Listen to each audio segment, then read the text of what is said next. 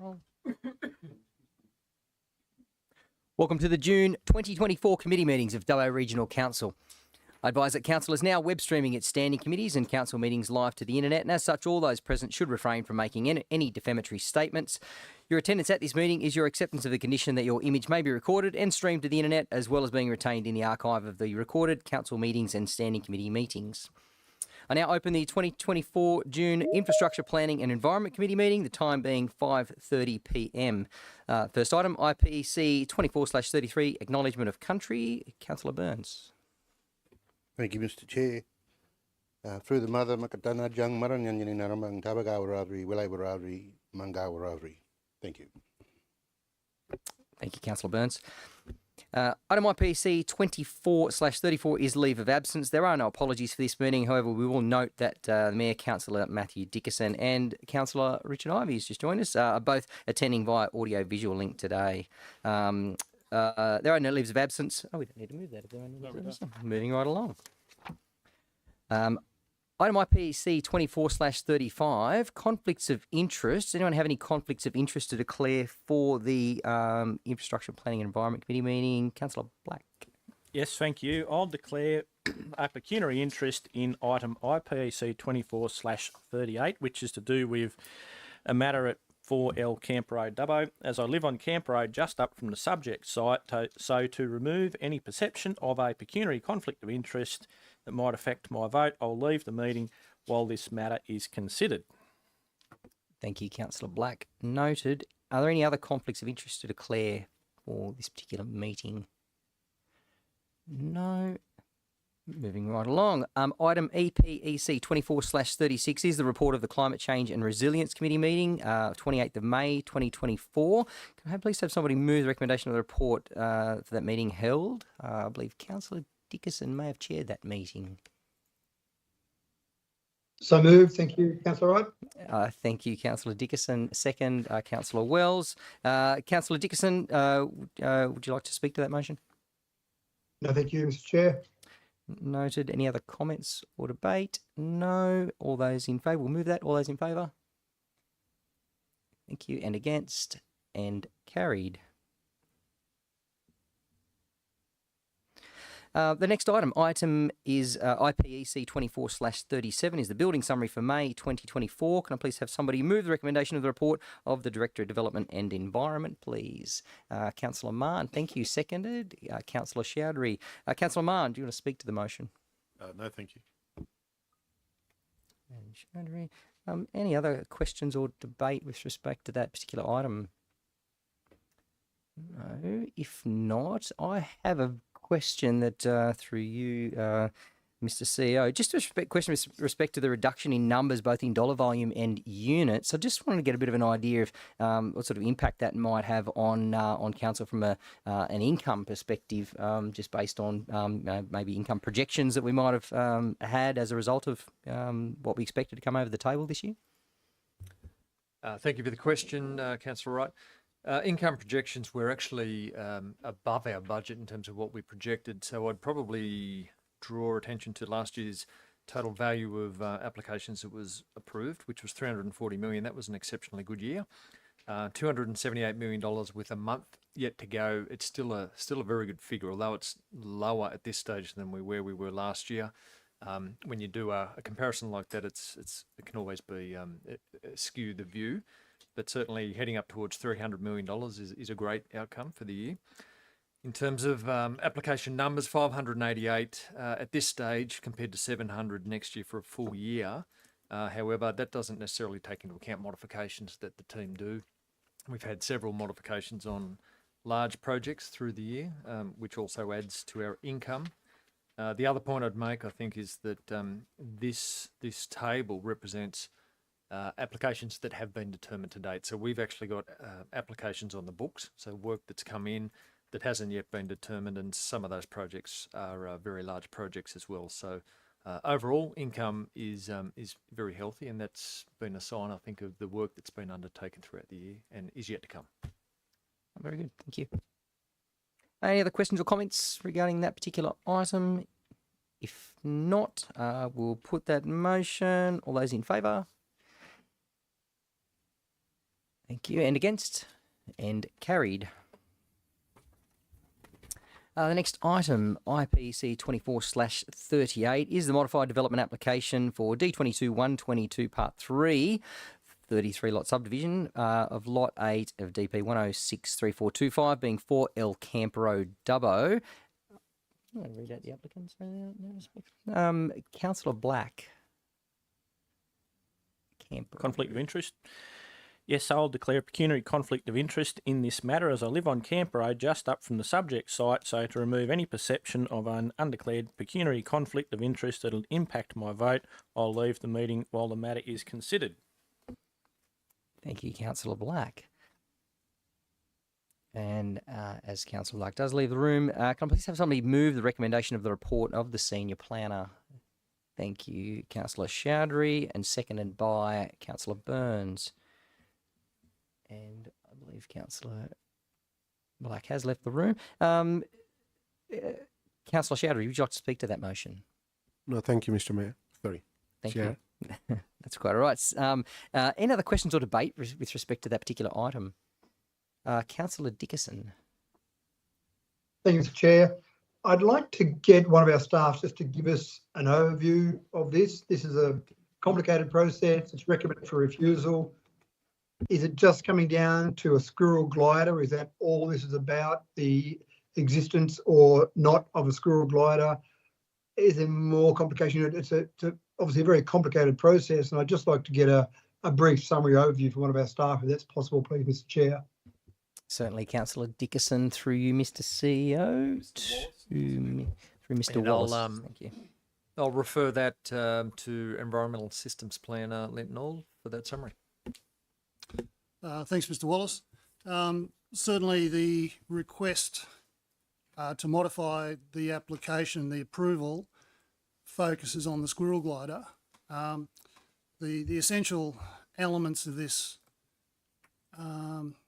item or the issue is a building development assessment report was submitted in 2022 with the original development application and was accepted by council.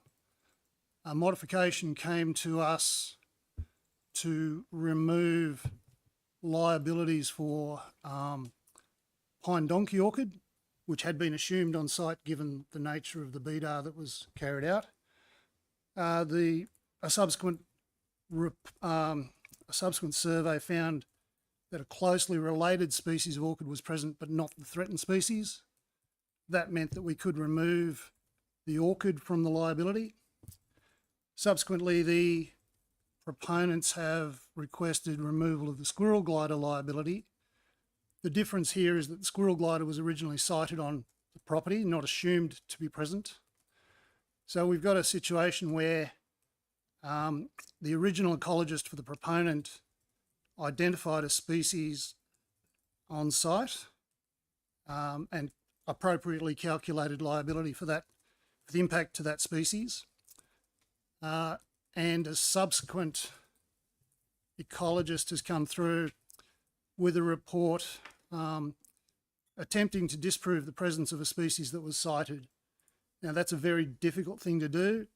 The department has given us a set of criteria that must be met in order to allow us to disprove the presence of a sited species, and the proponents have failed to meet those that threshold. As a result, it's a case of an original ecologist report conflicting with a more recent ecologist report which seeks to remove a certain element of liability from the development. Hopefully that answers your question. Thank you, Councillor Dickerson. Anything further with respect to that? So, and this is the tricky part, Mr. Chair. Squirrel glider has been sighted going back maybe 6 years ago. How do you prove that something doesn't exist there anymore? And that's the challenge. How long do we not have to cite something before we can say it's no longer there? I don't know if there is a threshold that says 2 years, 3 years, 5 years, or part of my understanding is enough of a change of a habitat that maybe you don't need, or sorry, maybe the squirrel glider wouldn't live there anymore because the habitat's changed. So I have got a bit more I want to go on with what we could possibly do with this, but I wouldn't mind that question being answered, Mr. Chair, around how long do we need to not see something before we can say it doesn't exist anymore? Thank you, Councillor Dickerson. Through Mr. CEO again. Straight to Mr. Auld, please. To Mr. Auld again, yeah, please. Yeah, so the proponents have raised that question. They've postulated that a single squirrel glider may only live 5 to 6 years and therefore would no longer be present. Having seen one squirrel glider doesn't mean you've seen all the squirrel gliders that were on the site. And if we assume that there were more than one squirrel glider on site, they may well have bred. The population may well still be on site. The criteria from the department that would allow us to disprove the presence of the site would be significant habitat change. So if the site had largely been cleared, would be one criteria. The site has largely or has entirely not changed. The proponents have argued that drought had an impact on the habitat. The department's response to that is that temporary habitat changes, and the example they use is fire, do not remove a habitat's suitability for a species once the species has been sighted. So effectively the site hasn't been changed. Therefore it is assumed still to be suitable for a species that was sighted on the site. Having seen one specimen of a cryptic and extremely difficult to identify or to find threatened species, we have to assume there is more than one of that species on site. Having assumed that, we have to assume they've bred and are still on site, unless the habitat's changed. That's the critical issue, and the habitat hasn't changed. Councillor Dickerson. Yeah, thank you. So, yeah, again, I'm a bit torn on this because I take on board what Mr. Auld has said there, but if we haven't seen one for 6 years, I do question that. So the next question I would have for you, Mr. Chair, is, as we know, for a DA to be refused, it has to come to council. This is committee, obviously, but in 2 weeks' time, if we go with a recommendation there, that would be refused. That would be following the advice there from Mr. Auld. If councillors decided that we don't think there's squirrel gliders there anymore and we're happy to approve that, the question through you potentially to the CEO, Mr. Wallace, would be to change the recommendation. I would assume the first step I would have to take would be to defeat this recommendation and then replace that with a recommendation that says the DA 2022/122, etc., be approved, but then would we need some additional conditions associated with that approval? Councillor Dickerson to Mr. CEO. In terms of the governance steps, you articulated that correctly. You would need, this has been moved, so it would need to be defeated, and then a councillor would need to move a replacement motion, whatever that looks like, and if it was to approve the modified development application. I will throw to Mr. Wallace and potentially the other planning team as to what other development conditions you would have. I think this one might be relatively straightforward at the outset. Mr. Wallace. Thank you, Mr. CEO. We have drafted something along those lines. It would be the development application X for this development on this address would be approved, and as such that condition 5 be deleted. And then the second component of that we'd recommend is simply that council grant delegation to the CEO to sign the determination. So it's a fairly straightforward recommendation change.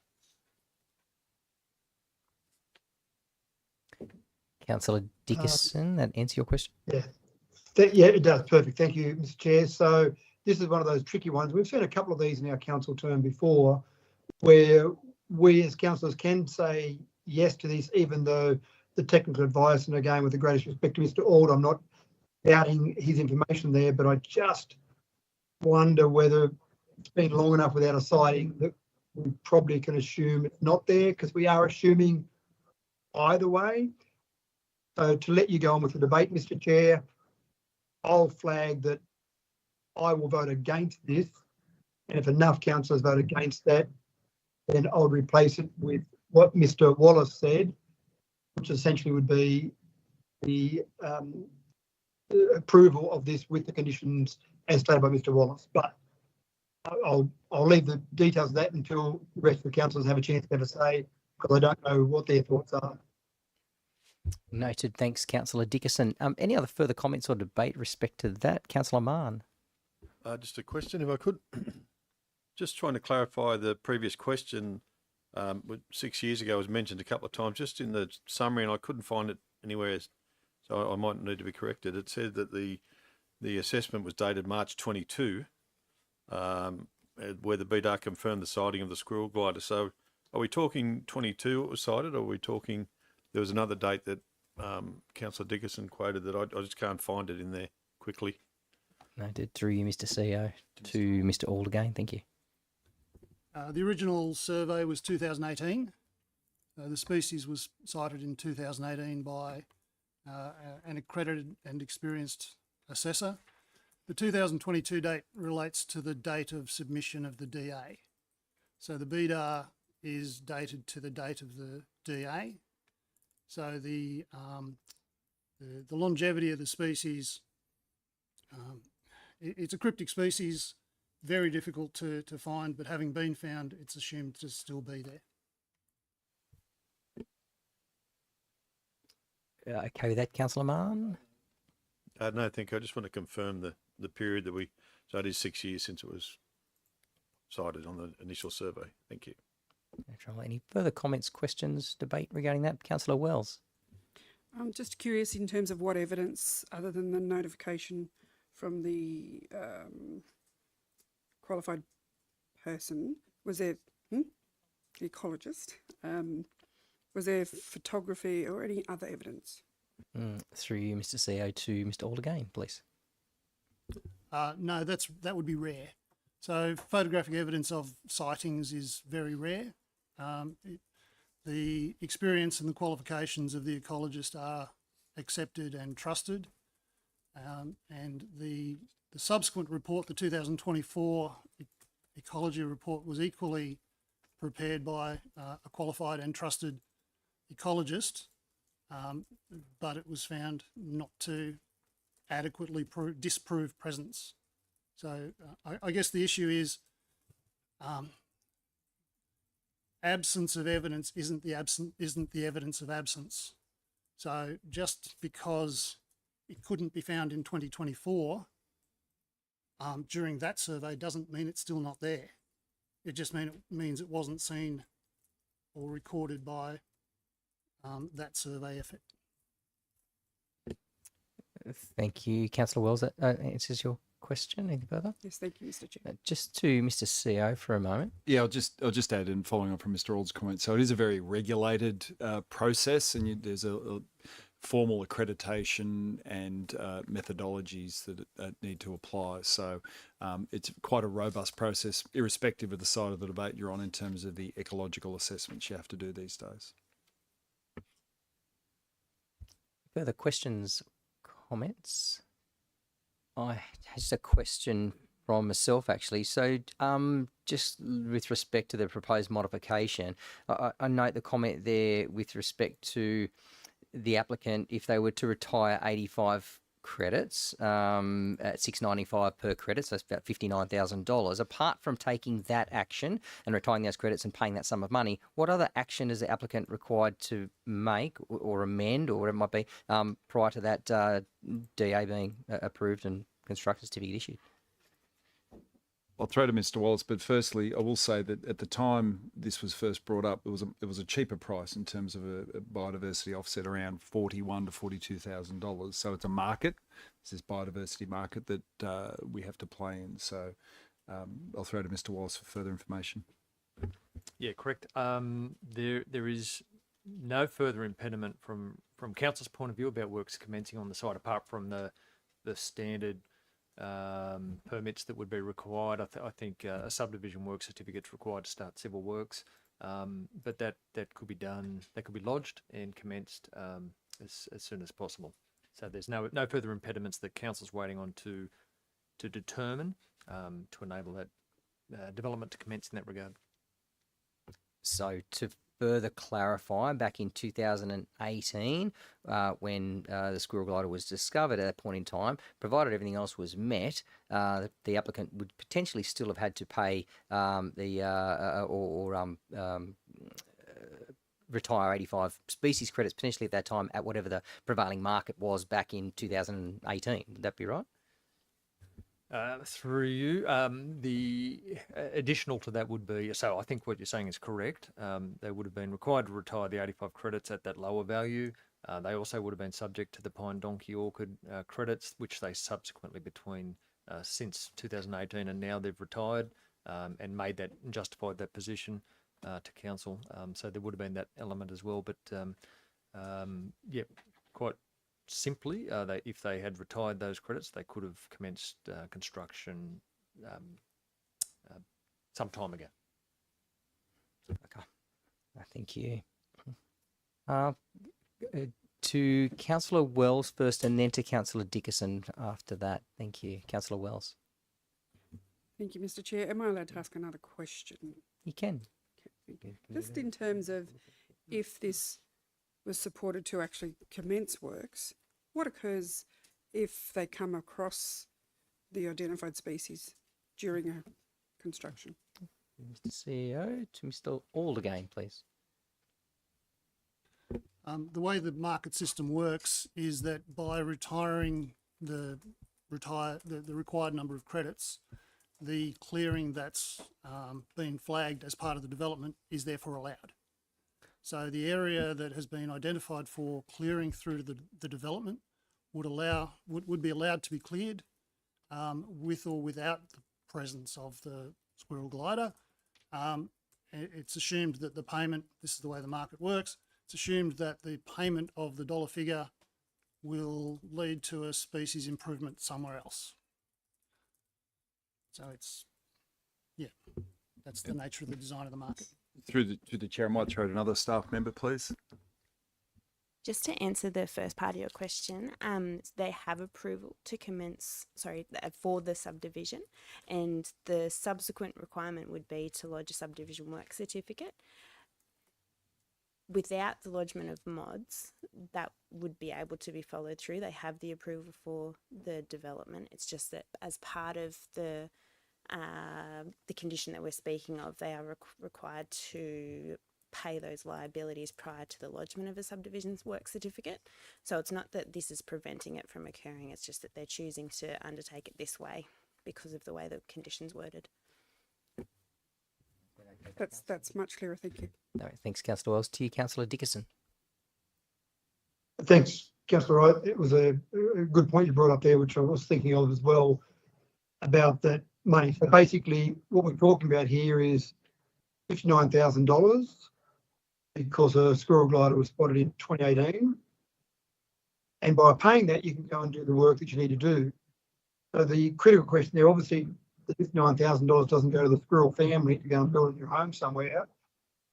I'd be interested in where that $59,000 goes and how that's going to benefit the squirrel glider that may exist at this particular location. Thank you, Councillor Dickerson. Through the CEO to Mr. Wallace. The contribution goes into a fund, so it goes towards and I'll get Linton to clarify in a moment, but certainly the way the Biodiversity Conservation Act is set up is to encourage this avoidance where possible, and then contributing to a fund that would support the ongoing existence of critical species such as these. But I'll throw to Linton for a bit of further clarification. So there are two things that can happen to retire credits. One is to actually buy credits from a landholder who has squirrel gliders, and that money goes direct to that landholder for the future conservation of the squirrel glider on that property. And that property needs to be in a bioregion within 100 kilometres of the site, Now, there are a number of those that it could be. Essentially, most of the western slopes of the Great Divide through New South Wales, or the monies get paid plus a certain extra credit surcharge, if you like, into a biodiversity conservation trust, which is state managed, which then invests the monies into the conservation of that species across the state. So the concept is that if there's an impact on a species or an ecosystem in one place, it's offset somewhere nearby in a like ecosystem or bioregion somewhere in New South Wales, either through protection of the same species or ecosystem, or by investing into a fund that then does that for the developers. But there's a surcharge for that protection if you choose to pay into the fund. So there are two ways. We as council need to see evidence that the credits have been retired before the SWC can be released. Thanks, Mr. Ohl. Councillor Dickerson. Yeah, thank you, Mr. Chair. And it sounds like there's a reasonable process there, but it still doesn't do anything to save the squirrel glider on this property if they're still there. So I'll continue, as I said before, I'll vote against this. And if the majority do, then I'm happy to move a motion to say that we are happy to move this on. We hear a lot from various people in development, including the chair of the Western Alliance, who's also the mayor of Narromine. He talks a lot about the fact that some of these biodiversity charges are impediments to development. And we've seen worse examples than this, but this certainly seems to me to be an impediment to development for something that was in 6 years ago. Thanks, Mr. Chair. Noted. Thanks, Councillor Dickerson. No other further comments, debate with respect to this one. We have a motion on the floor. Actually, we'll go back to you, Councillor Chowdhury, for a right of reply. No, I'm good. Thank you, Mr. Chair. Thank you, Councillor Chowdhury. With that motion on the floor, we'll put to vote. All those in favour of this motion? 2, 3, 4, and I'll go 5. And against? 3. Councillor Ivey. I might just call that vote for against. I just didn't see your hand, Councillor Ivey. So those in favour of the motion as it stands? 1, 2, 3, 4, 5, 6. Thank you. And against? There's 1, 2, 3. Josh is outside. And that's right. Thank you. Thanks, Councillor Dickerson. And that motion has been carried. Thank you. We'll get Councillor Black back in the room, please. Just wake him up out there. A little snooze.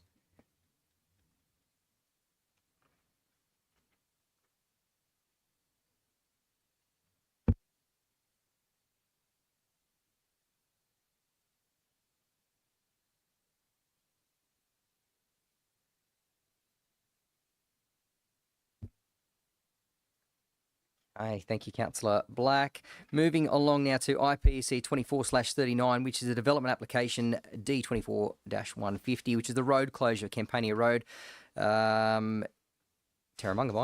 Can I please have someone move the recommendation of the report of the Statutory Planning Services Team Leader? Thank you, Councillor Burns. Second, Councillor Etheridge. Councillor Burns, do you want to speak to the motion? No, thank you. Any other questions, comments, or debate regarding that item? No. We'll put that. All those in favour? And against? And carried. Okay. Item IPEC 24/40 is the planning proposal R24-003, council-owned road closure as exempt development. Can I please have someone move the recommendation of the report of the Manager of Growth Planning, please? Councillor Mann. Sorry, seconded by Councillor Burns. Thank you very much. Councillor Mann, did you want to speak to that motion? I think it's fairly straightforward, self-explanatory, and streamlines what can be a very clunky process at times. Thank you, Councillor Mann. Any other questions or debate regarding that particular item? No, we'll put that. All those in favour? And against? And carried. Thank you. The next items for consideration in the Infrastructure and Environment Committee items is confidential. Can I now have someone move to defer item IPECS 24/41 to be dealt with at the end of the Corporate Services Committee in the confidential session? Moved by Councillor Etheridge, seconded by Councillor Wells. Any questions or debate with respect to that? No, we'll put that. All those in favour? And against? And carried. As this item has been moved to deal with in the confidential items after the Corporate Services Committee, I declare the Infrastructure Planning and Environment Committee meeting closed, the time being 6:01 p.m. Thank you very much.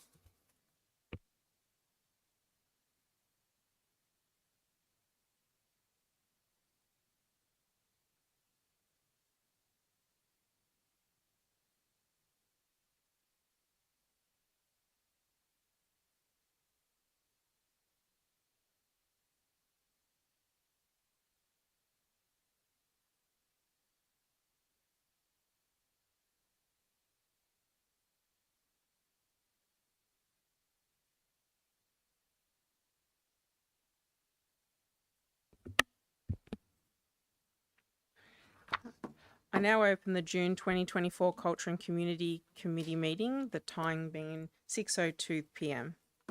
Item CCC 24/29, leave it, there's no apologies, but I note that the Mayor, Councillor Matthew Dickerson and Councillor Richard Ivey are attending via audio-visual link.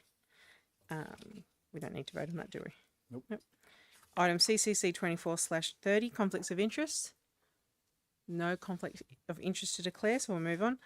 Item CCC 24/31. We've got a presentation from Rugby New South Wales, outcomes in the community from their hub at the former Dubbo City Bowling Club. And we now call on Miss Hall from Rugby New South Wales to make her presentation. Good evening, everyone. My name's Lakeisha Hull. I am employed by New South Wales Positive Rugby Foundation. I started out as a casual when I was in high school in year 10, and after I graduated high school I went on to study my diploma for early childhood education while I was also working part-time for the Positive Rugby Foundation. And then at the start of this year I've come on full-time, so I'm now a full-time development officer and Safe Talk trainer for the New South Wales Positive Rugby Foundation. So the New South Wales Positive Rugby Foundation is the charity and social impact arm of New South Wales Rugby. I apologise if I talk too quick. I'm a quick talker and I'm just cautious of everyone's time. So our vision is championing wellbeing through rugby. We do this through the health and wellbeing. We use rugby as a vehicle to address the societal issues, opportunities and values. We're connecting the values, life skills and opportunities through rugby. And access and resource. We provide high quality resource programs for everyone. We want to allow the same pathways and opportunities to bush kids all the way out to Wilkenya that the kids are going to get when they're in Sydney. This is all possible through Rugby for Good. We are flipping the model from what traditional rugby is and what the rugby programs are.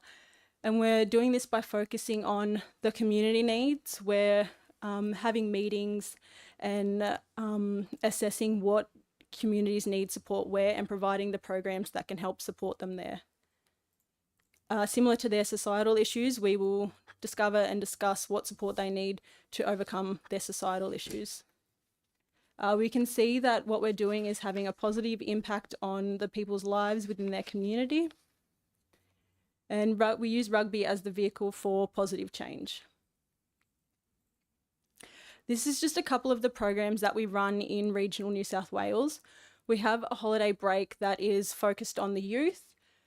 Just in the past 18 months, we have run 130 camps. We delivered this across regional New South Wales in Western Plains, Central West and Central North.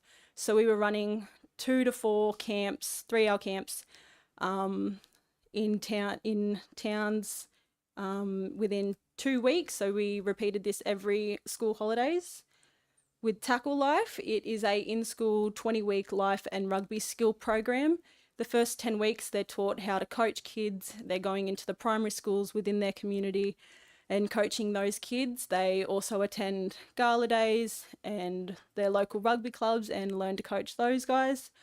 In the next 10 weeks, they learn the life skills that they'll have to take outside of school, like writing a CV, job interviews, cover letters, and realistic life skills. At the end of the year, we have 12 Indigenous expats that are going to be completed this program and will come on employment with us. Our Get Talking program, Get Talking, mental health workshops, education and support services, coach education about mental health, suicide prevention, crisis support for clubs. So within our hub, we run Tomorrow Man, which is a great mental health clinic designed for men.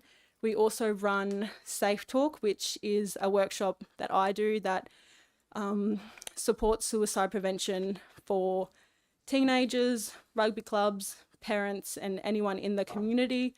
This allows them to walk away with the necessary skills to be able to prevent suicide.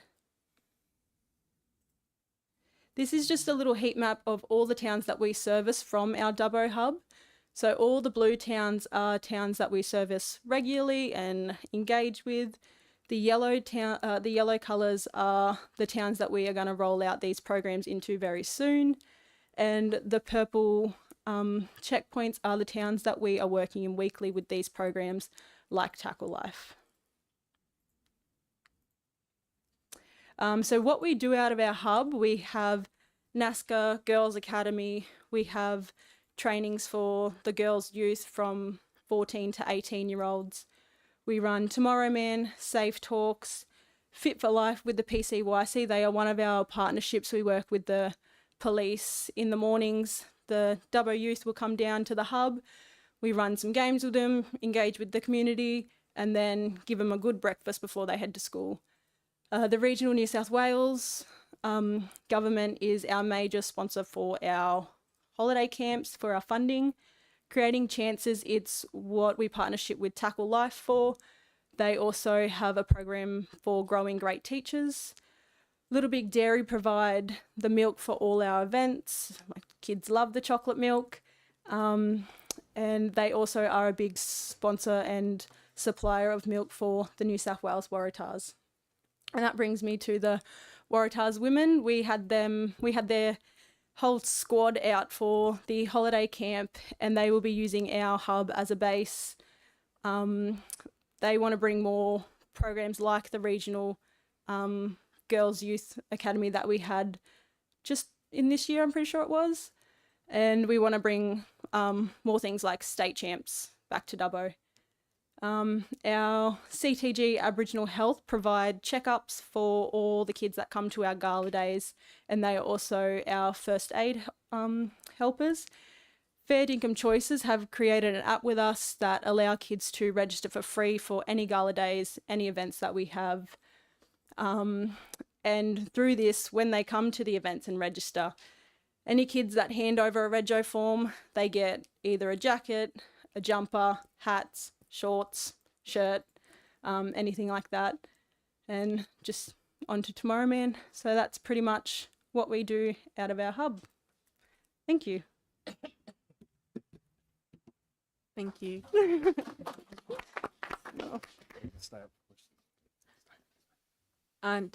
Is there any questions?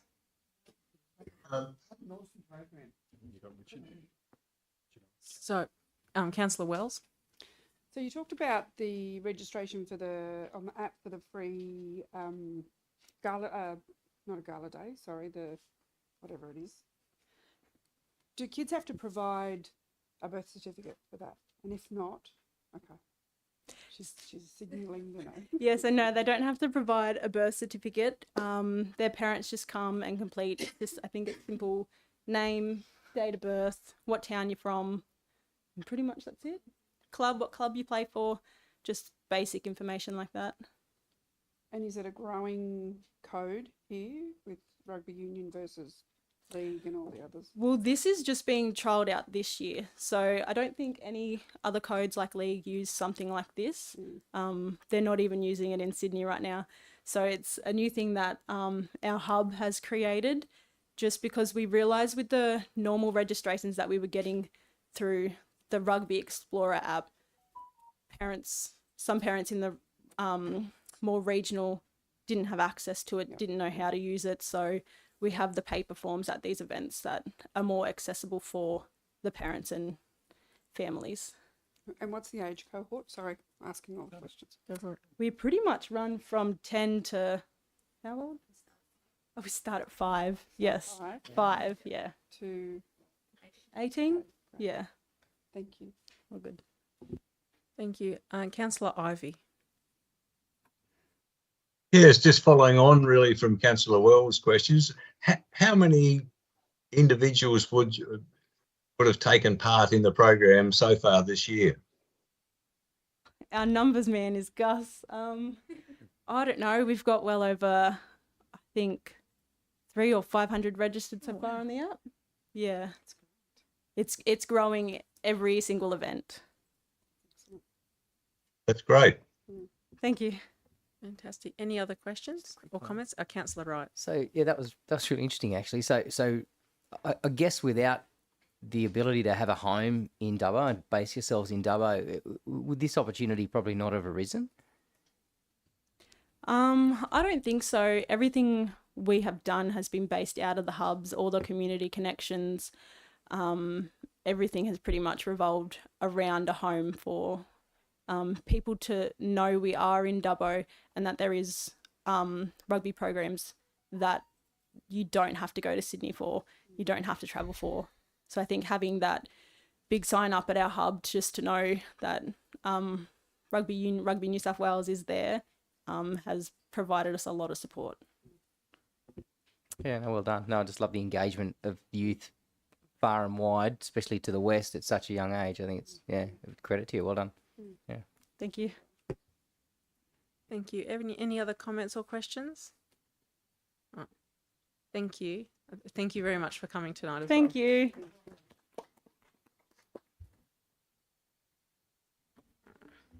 We'll move on to item CCC 24/32, report of the Disability Access and Inclusion Advisory Committee, meeting held on the 9th of April. Can I have someone move that one? Sorry. Councillor Wells, second by Councillor Chowdhury. Councillor Wells, do you wish to speak to that motion? I'm really sorry. It's been a while since that meeting occurred, and I'm a little bit vague at the moment because I'm still caught up in that. So no, thank you. That's right. Any other comments or debate? All those in favour?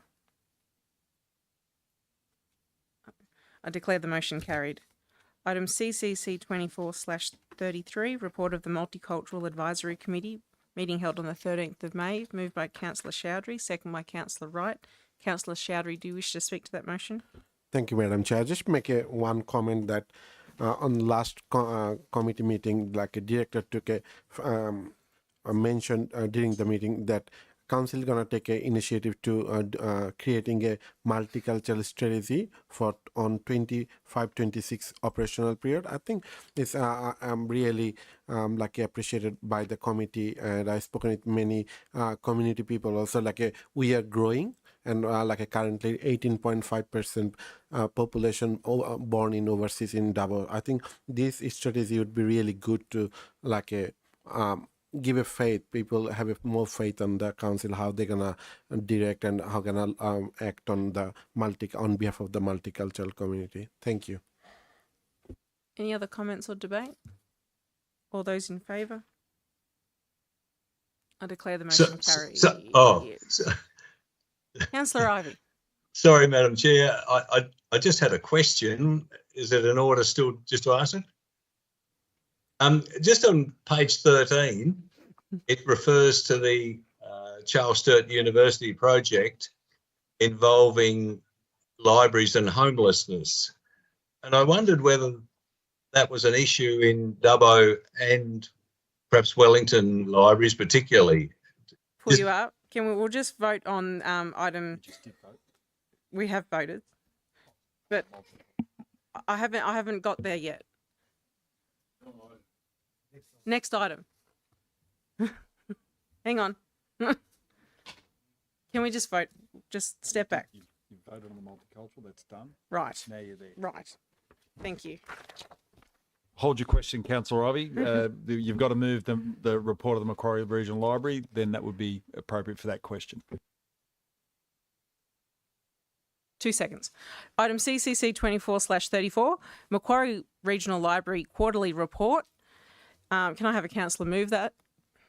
Councillor Wright, second by Councillor Wells. Councillor Wright, do you wish to speak to that motion?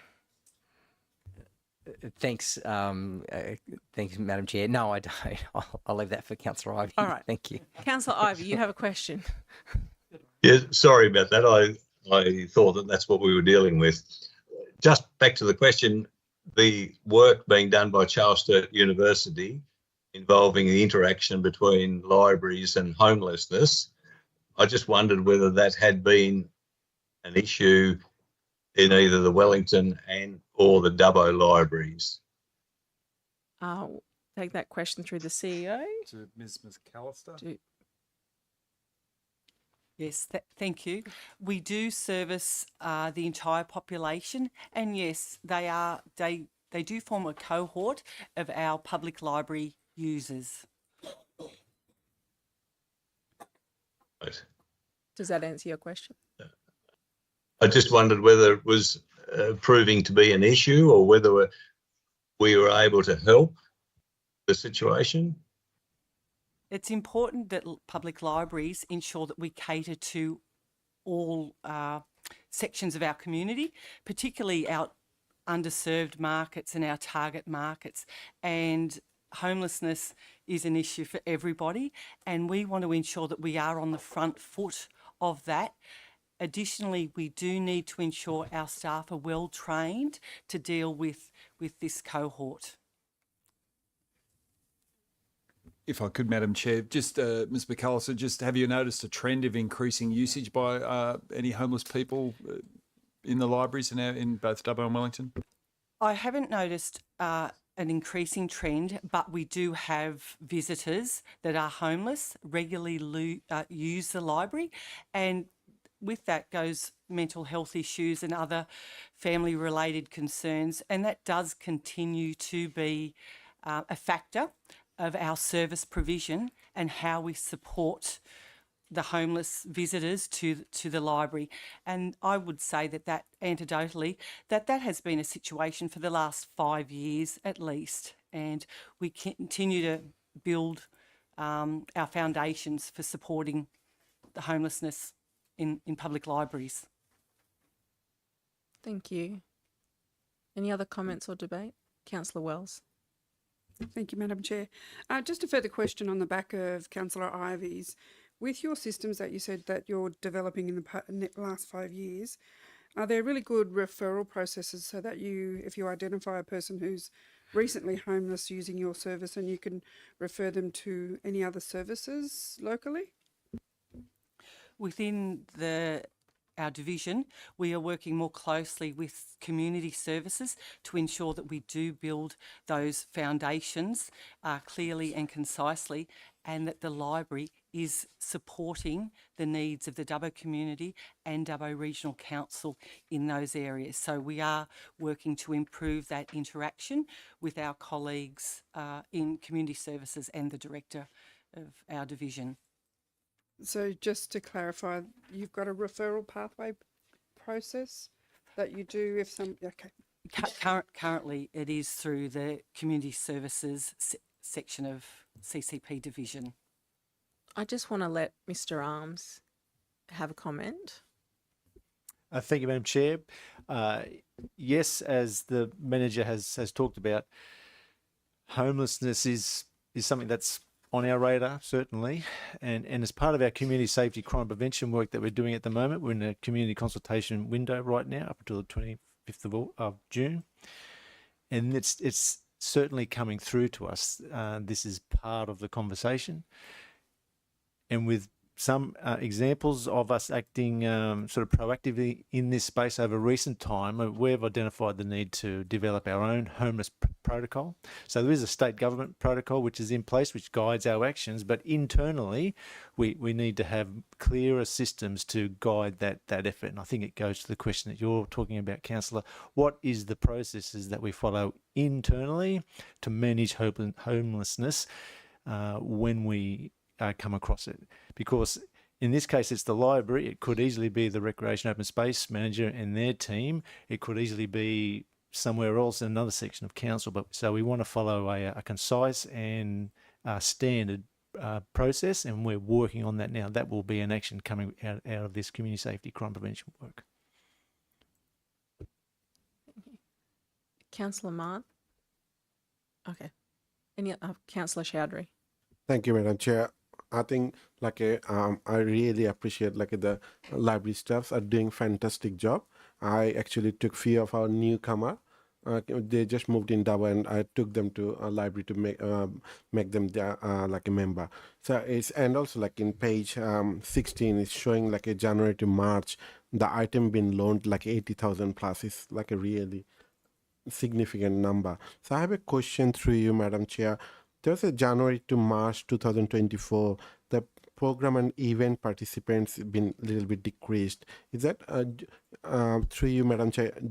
Is library have any more plan to bringing more parents and more community members to make a more program and event in the library in future?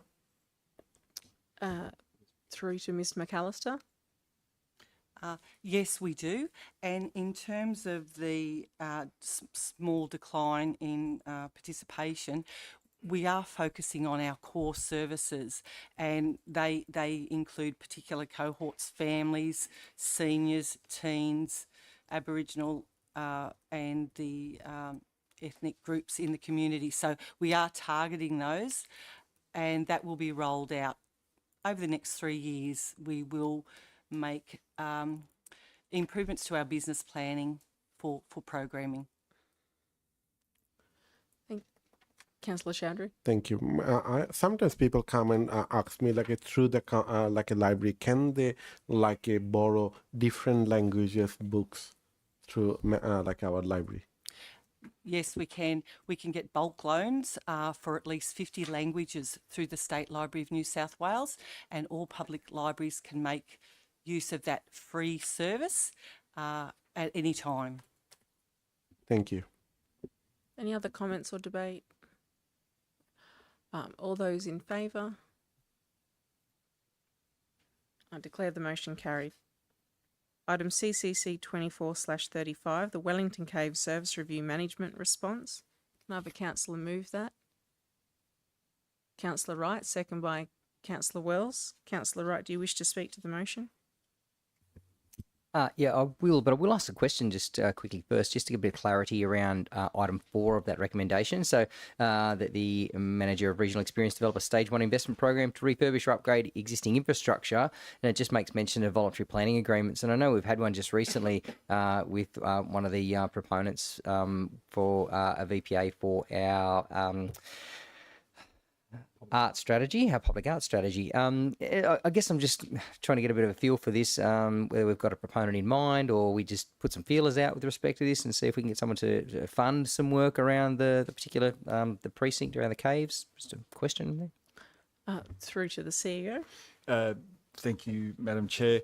So it's getting ready for the opportunity. So in talking to the staff, there is a need to upgrade certain capital items, and working through that with the staff, the management response, it's about bundling up what we need to do in the relatively short term. I won't say it's immediate, but the short term, what we should be doing, and getting ready for that opportunity. Because the Wellington Caves have I guess, a high esteem, particularly in the Wellington community, and there will be renewable projects down towards that part of the LGA, and that's likely to keep growing as the proponents of projects keep coming to council. It's about getting ready for that external funding opportunity. So like the public arts strategy, we had a strategy, it was endorsed by the community through consultation, ultimately council, but it wasn't funded through our limited financial resources, but we were ready when a proponent amongst a selection of strategies thought that was the best fit for their voluntary planning agreement. So similarly, it's about getting ready with a capital works program for an opportunity. And I think, as Mr. Angus spoke about has spoken about previously, not only is it for that total sum, that could then be seed funding for further government support as well. So it's about getting ready for the opportunity is the short answer. Okay. No, thank you. Any other comments or debate? Oh, Councillor Ivey. Yes, I have a question on 3 of the 4 recommendations. I'm actually confused between them. Recommendation 3 standalone, that's fine, but the 1, 2 and 4 I don't understand what we're really trying to get at. I hear what the CEO just said, and I agree with that, but how is that different or not part of recommendations 1 and 2? And just as a follow-up question with that, recommendation 2, it says that as the 2 businesses develop, what are the 2 businesses? Through to the CEO. I advise council staff to put the VPA in because it is a discrete and incoming opportunity, and it comes at pace. So I wanted to be very overt in calling that out as the opportunity. So that's why a VPA as opposed to other areas was called out as opposed to other funding opportunities, councillor. So that's that little nuance there. But I'll throw to Mr. Arms at the outset. I'm happy to talk at the general level. If we need that extra detail, our manager regional experiences can handle it. I think the 2 businesses, basically the caves element and the caravan park element of forming the whole of the service review. So there's certainly they can be regarded singularly or individually as well. And I suppose it's a term that we've been familiar with using. So that's where the 2 businesses come from: the caravan park and the caves itself. Councillor Ivey. Just a follow-up question then. The recommendation deals mainly with the capital, the works program, and I noticed in the report, I think there are 23 items that either need asset renewal or improvement. But I don't quite understand how the recommendations then tie in the 20 recommendations from the service review. There seems to be confusion there between the capital development suggestions and how the whole facility and precinct out there might be better managed. Mr. Arms. Through to Mr. Arms. Happy to talk again at that general level there, councillor. So I think what we're seeking to do in this recommendation is to say, well, we recommend that we continue to run the caves and the caravan park facility, and invest in it from a capital works perspective, because it certainly requires that. But 2, work at finding ways to make the business more efficient and look for opportunities and partnerships and really drive it forward and commit to managing the caves and the caravan park as a successful business and indeed service to the community. So rather than looking at other options which would not include those, for example, looking to other levels of government to take the caves from us, for example, or other options, we're really recommending that we run it, and we run it well, and we look deeply and commit ourselves to finding opportunities to make this thing more efficient and more effective. But the recommendations don't seem to cover that. As I say, where is it saying the recommendation that we're going to continue to operate it and undertake steps and measures to make that operation more efficient? Yeah. if I may. So I would say in 1 and 2, we talk about that. So we talk about the capital investment required that addresses those 20 outstanding items in the report, and 2 talks about identifying business improvement strategies to take it forward. 3 talks about that World Heritage listing, which is an interesting journey in itself. It's certainly not a straight line. And 4 refers to the planning agreements that the CEO talked about. So we're saying we recommend investing in the capital work that needs to be done. We recommend driving the business forward as best as we can as a council and really committing to that. And 3, looking into the World Heritage, which again is a journey in itself. It's not necessarily the right thing for us to do, but let's investigate it. And 4 is let's be ready for other larger funding opportunities should they come up. Thank you. Are you happy, Councillor Ivey? No, Madam Chair. Look, I'll let it go. But I would have hoped that at the end of a extensive service review, we'd come up with more than 4 sort of general recommendations that really are addressing, except for number 3, addressing the capital works program. I just think that, to be quite honest, I'm disappointed that it's not more specific on how we can make that whole precinct better than it is. Mr. Arms? Well, I would think that would take a deal of work to look more deeply into the various options that are available to us. So I don't see this as an endpoint in itself. I see it as a direction, as a guide for us where to go. Like we can come back, and certainly I think that would be our intention, to come back with a detailed, outcome of our investigations into this space. I think that's what the recommendation is asking us for us to do. Okay, but with respect, I don't think the recommendation does say that. But anyway, as I say, I'll let it go. Yep. Any other comments or debate? Councillor Black. Thanks. Just a couple of questions. So the state government has been spoken to about taking over running of this caves network, because we're the only council in Australia that runs a caves like this. And what might have been their reply to that, please? Through to the CEO.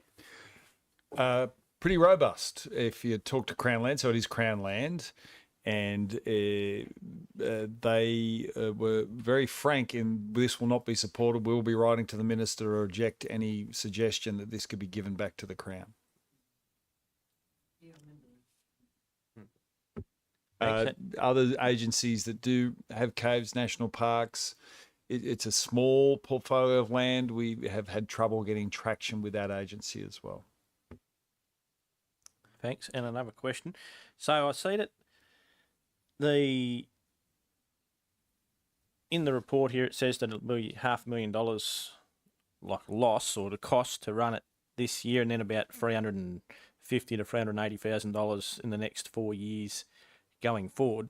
Will injecting $14 million into the Wellow Caves outfit get it back to even or get it to a profit? What would be our return on investment on that? Thanks.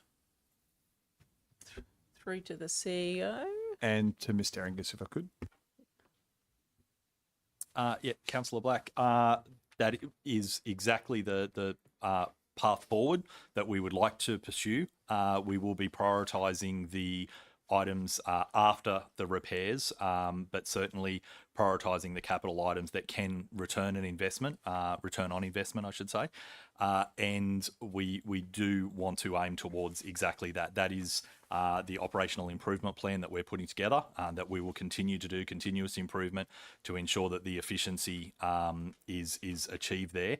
We do believe there's a number of additional revenue streams that could be produced by both operational improvement as well as capital investment through both the caravan park and or the caves itself. There is room for improvement and certainly room for additional revenue into that business. It is an amazing facility that has lots of potential. Thank you. Comment? Sure, go for it. Thanks. Look, it is a great thing out there, and lots of fossils and good golf course and those sort of things. But when you look around Australia, we're the only council running something like this, and you think it needs $14 million put into it, according to the report, to sort of get it back on track so that ratepayers aren't putting in $500,000 a year to keep the lights on. And the state government just to say basically go away, it's just a disgrace as far as I'm concerned. Like, running a caves network like this shouldn't be on the burden of WA Regional Council ratepayers to the tune of $500,000 a year. And that's really disappointing, because when you see if we put in $14 million to save $350,000, that's a return on, to break even, that's a return on investment of 2.5%. And then it sort of runs down after that. And we look at the visitor numbers are down, the caravan park, the last financial year's averaged 23% occupancy rate. I know that there are opportunities to increase that, but that shouldn't all fall, in my opinion, on ratepayers, WA ratepayers, to put in a heap of money to increase that. So I know that there's talk of a $5 million VPA to spend on the caves and chance of government grants and those sort of things, but really, would the Wellington community rather have 14 million spent in their community, in town, on things that people can use every day, or out at the caves? And I think that, for me, going forward, it really does rely a lot on money that's not ratepayer money to do the heavy lifting here. I'd be very disappointed if ratepayers had to pay the full 14 million to get that whole Wellington Caves complex up and running into a state that it probably should be. But look, I'll vote for it, and we'll see where we go and get the business report, business case. And look, it does, I have some questions over the burden on ratepayers, and it's very disappointing that the state government is not chipping in more, but it'd be good if we could get some grants. So I'll vote for it in the hope that we get some grants and $5 million voluntary planning agreement money. But there are other ways that we could be spending our money that people in Wellington might say, yeah, that's good, would rather have it in town than out at the caves. Thank you. Any other comments or debate? All those in favour?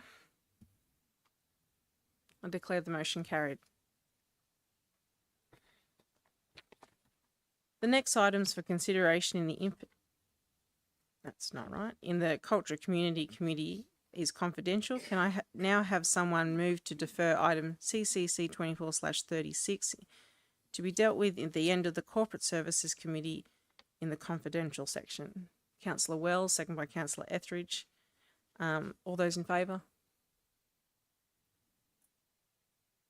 Thank you. I declare the motion carried. As there are no further items, I declare the Community and Culture Committee meeting closed at the time being 6:38 p.m.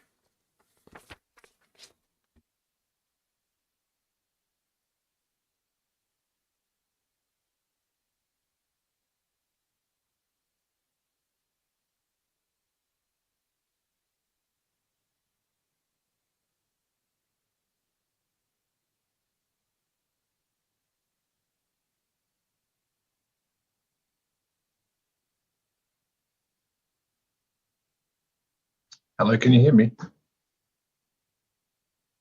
Yeah, we just got to go through. We'll call you when we need you to jump in.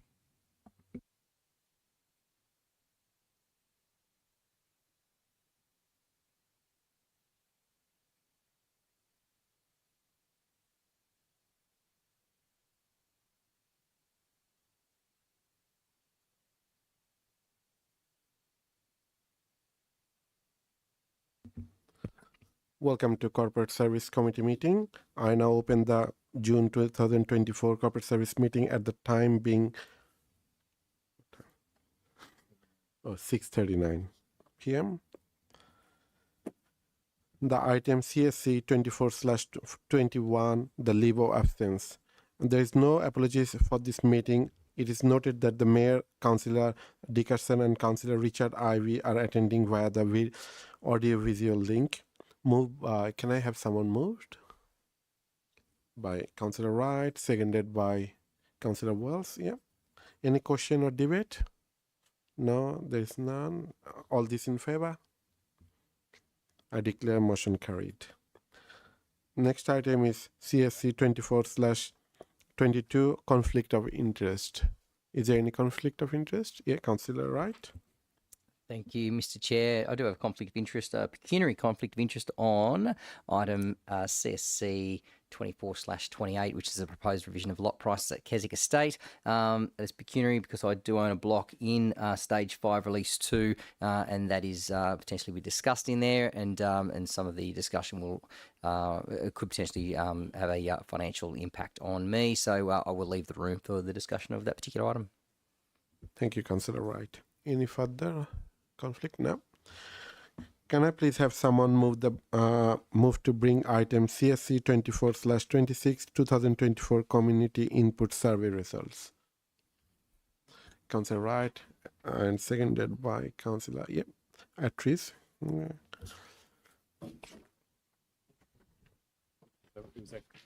Just for clarification, councillors, that was to move it to be considered at this point in the meeting as opposed to considering the item, just for clarity. Thank you. Here. So item CSC 24/26 2024 community input service. Can I please have someone move the recommendation of the report of the manager customer experience and engagement?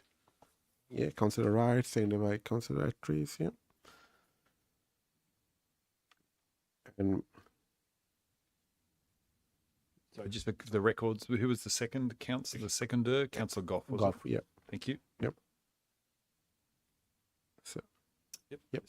Mr. Reeve from the Micromax Research now will make a presentation. Thank you.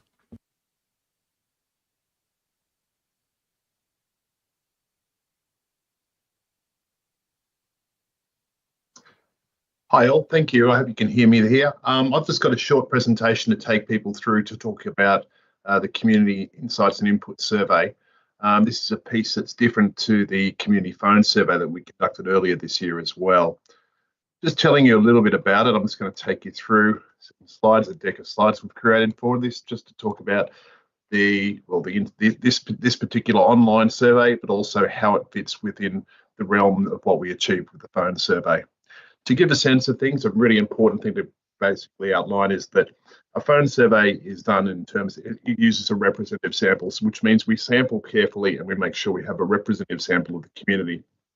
The online survey, which we'll be referring to today, is actually provided by Council Link, and this means it's a self-select sample, which means what we expect from this is it is reflective of the people who took part of the survey, but it may not necessarily be reflective of the broader community.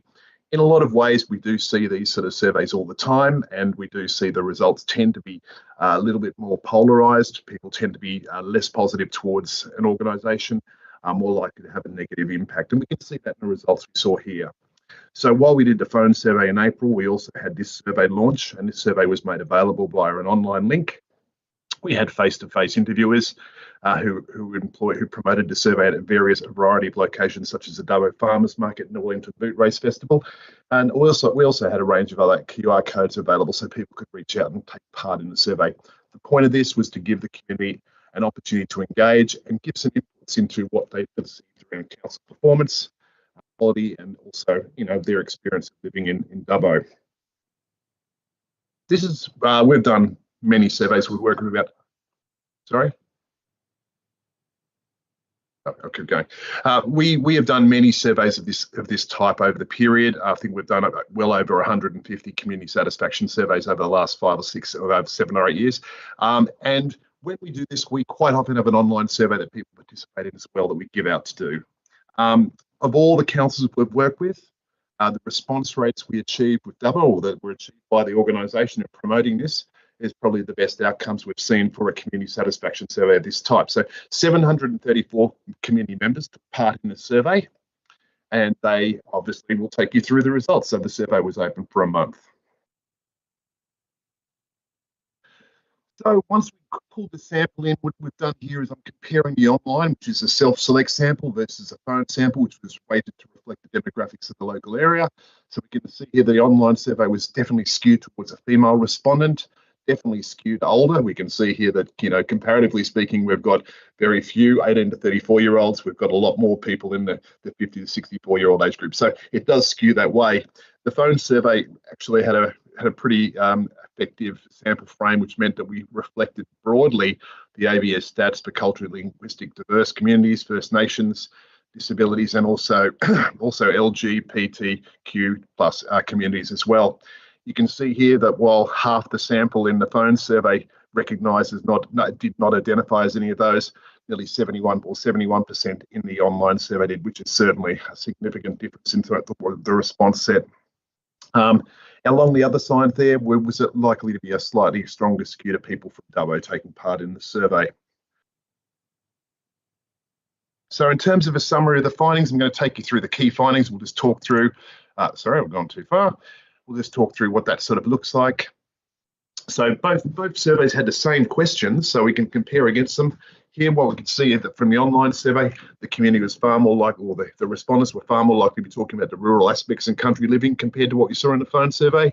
And whereas community members from the phone survey were more likely to be thinking about the lower density, congestion, and ease of getting around as being a strength of the area. So there's a similarity in the response sets, but there also are some differences here. This is also reflected again when we talk about the priority areas for the next few years.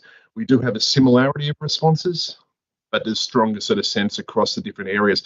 Interesting here, though, to look at the results here. So while let's talk about the first one, addressing public health issues such as community safety, we had 39% of residents from the phone survey versus 36%. You'll see here, every step down, there is actually a lower number of respondents from the online survey. Now, these were people who could write long comments, and quite often they did write long comments. What it means is, and the way you can see from the top themes of data here, is they were more likely to have niche issues or niche concerns that they were talking about, which didn't theme up to being part of the top ratings here. So they had a lot of comments to say, but they talked about things contextually. And that's why it's always important to think about an online self-select sample as being sort of it's almost like qualitative data. It's a contextualization. It gives you a chance to build in, and it's actually been a really effective result this time around.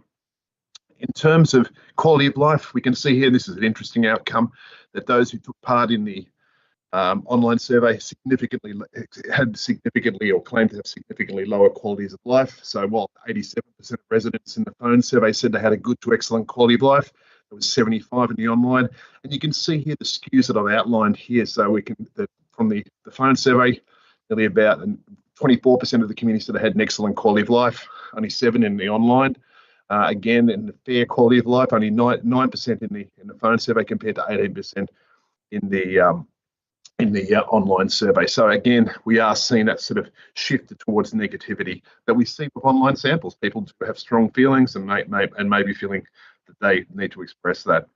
This is very clear, again, with overall satisfaction with the organisation's performance. When we look at the phone survey, the results with 81% of residents were at least somewhat satisfied. That's 58% with the online. You can see here that the satisfied scores in the phone, nearly a third were saying they were satisfied, or just over a third compared to 20% in the online. The flip side to that is people were 2.5 times more likely to say they were not at all satisfied with council performance compared to the phone survey. And this is, again, axiomatic of this sort of methodology, that people opting in generally having stronger views or generally having stronger negative views. You don't often hear the positives or the praise. You certainly hear the brickbacks, and that's something we see across many council surveys of this ilk. How does it sort of look across the main things here? One of the key questions was changes to rate payments, paying the same with potential decreases in services, paying a little more to maintain services, or paying more to increase service levels. For all these scores, we can see the online is significantly lower in terms of the levels of support for any of these. Interesting, though, those lower levels of support would generally mean you've had to qualitatively explore it. They don't want to be paying even the same rates as they're currently paying. So you can see here that 19 versus 28 for the top two boxes for paying the same, significantly lower levels there. So it is people not wanting to pay even the rates they're currently paying, it would look to be. Interesting, again, is looking at this. We asked people after we'd asked that question, what sort of service areas, where do they think savings could be made if services were to be reduced? And while in the phone survey, about 2/3 of residents either said nothing should be reduced or they don't know, it was much less in the online survey. About half of them said they didn't know. Interesting though, really the answers in terms of where service reductions could be made across all of them were almost identical, with the one exception being about council spending, wages, staffing and efficiency. Again, the people who take part in online surveys would tend to have a negative view of the organisation, and that's been reflected in the data here we see today.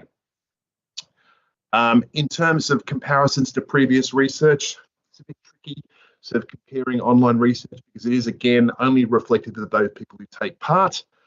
We can see here that the scores though, there's been a bit of up and down across the scores. So there's softer scores around sewerage for the online survey, there's softer scores around water conservation, but some of these reverting to a sort of mean score that we see in 2019. So again, this was reflected across the phone. There's generally been some positives with the phone survey. We can see here that there is sort of even with the phone, it was a softer scores around 2022. So there seems to be a growth in terms of satisfaction, and that's been iterated in the phone survey. We saw an increase in satisfaction with the organisation as a whole. In terms of other scores here, you can see that we've seen a bounce back in the online survey from what it was in to closer to where it was in 2019. Softer scores around harmony or community harmony, those have certainly down from 48 down to 27%. So that's been a definite decline across those people who selected to take part. Feeling safe, obviously safety sort of declined there as well. Some of these scores are mirrored in what we saw in the quantitative data from the phone, but there's sort of stronger or bigger drops there. You can see here the phone survey, there are declines, but they aren't necessarily, there are still declines across these, particularly around harmony, proud of the area, cost of living, and is a safe place to work and play. That's slightly, they're all down there. In terms though of on the whole, as I said, I think the online survey is a great success in terms of engaging with the community, collecting a whole bunch of data which can be used in contextualising the delivery programs and the CSP that's going to be rolling out over the next 12 months or so. Generally, due to the nature of the online respondents, they are softer in terms of their satisfaction, and that's been certainly exhibited here in the sort of results we've got here. But it's a great data set. I think the council organisation has done a great job getting that many people to take part in what was a 25-minute survey. So really good response sets. I think we did have almost 1,400 people start, so not all of them went through it, but it was a really good response set in terms of just getting the sheer numbers of people to take part. So that's my summary so much. Is there any questions? Can I just quickly ask, is it possible, well, what are the measures taken to stop one person putting in multiple online survey results? Is that possible? Yes, it certainly is. Just keeping in mind, councillor, that if they're doing a 25-minute survey, they'd have to keep doing the 25-minute survey each time thereabouts. So even if they did do multiples from IP addresses, we don't often get people doing these surveys in a multiplicity of times. It's more likely to happen on a topic issue such as change in waste management, a special rate variation, and those sort of things. Thanks. Yep. Thank you, Mr. Reeve. And Councillor Ivey. Councillor Wright. Thanks, Mr. Chair. Just a question regarding just some of the stats around the phone survey. Now, this might seem like a silly question, but I noticed on the phone stats, the split between male and female was 49-51, and I find that just being so ridiculously coincidental that it's close to 50-50 that, you get to 50% or a certain number of males and then you decide to only ring females or hang up the phone if a male answers so you can get a female. I just find that really unusual that you're so close to a 50-50. How does that work? That's called data weighting. So what we do is we collect as much data as we can and we then apply a weight to make sure that it aligns with the profile ID of the community. So that may have been 43% males and may have been 57%. We weight that data to reflect the demographics of the area to make sure that nobody's overrepresented. Thank you. Any further question? No. All this in favor? I declare motion carried. Thank you very much for your time. Thank you, Mr. Reeve. Thank you. Next item is CSC 24/23, report of the Audit Risk and Improvement Committee meeting on 3rd June 2024. Can I please have someone move the Audit Risk and Improvement Committee meeting held 3rd June 2024? Yeah, Councillor Ivy, seconded by Councillor Walls. Yep. Councillor Ivy, do you want to speak? No, thank you, Mr. Chair. Any question or debate? No. All this in favor? I declare motion carried.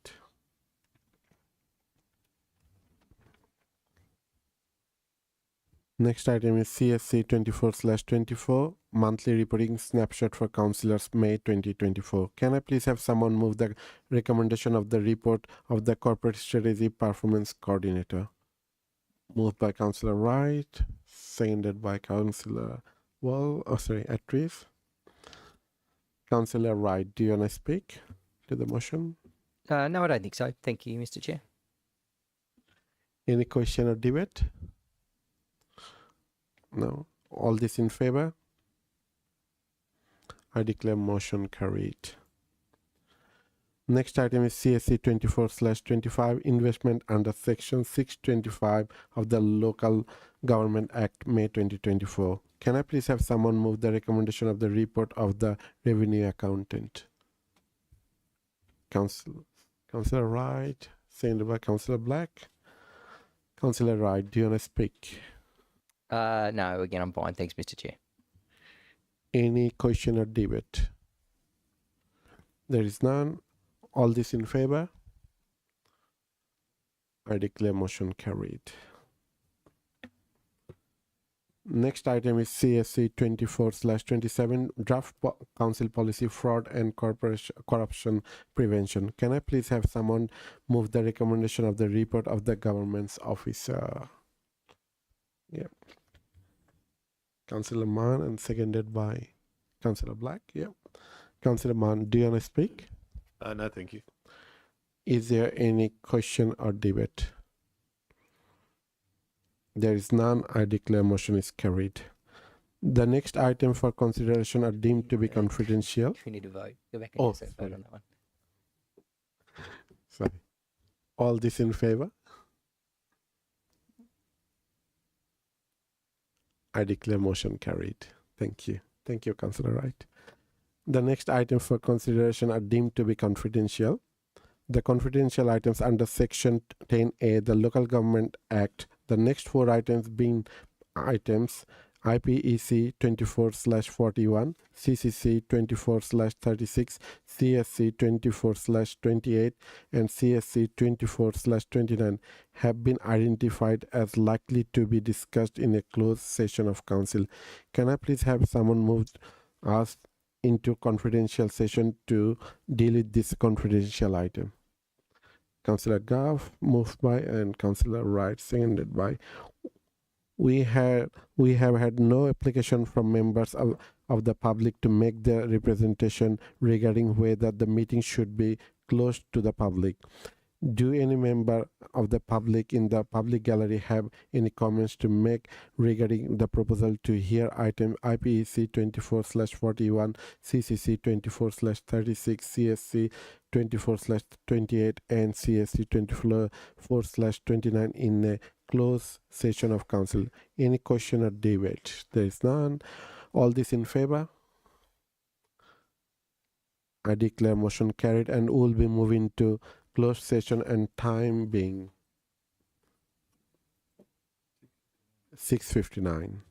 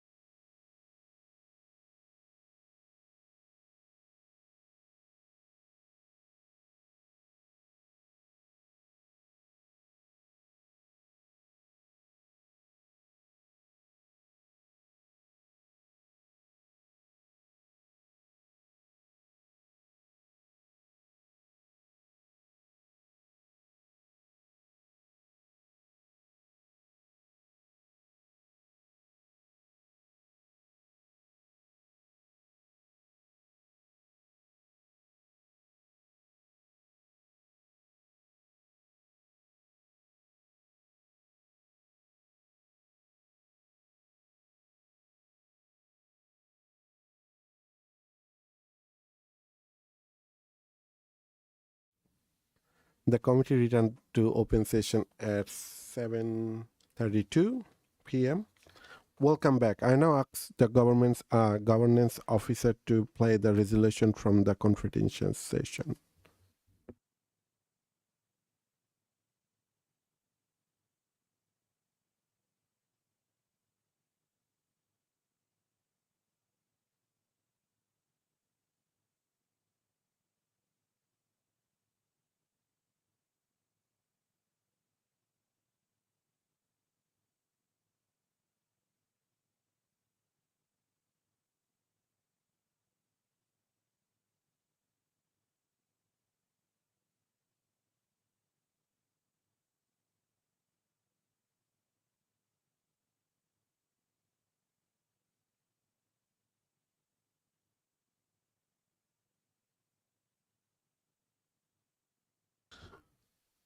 There are no further items for consideration of the Corporate Service Committee, and I declare the meeting closed, the time being 7:33 p.m.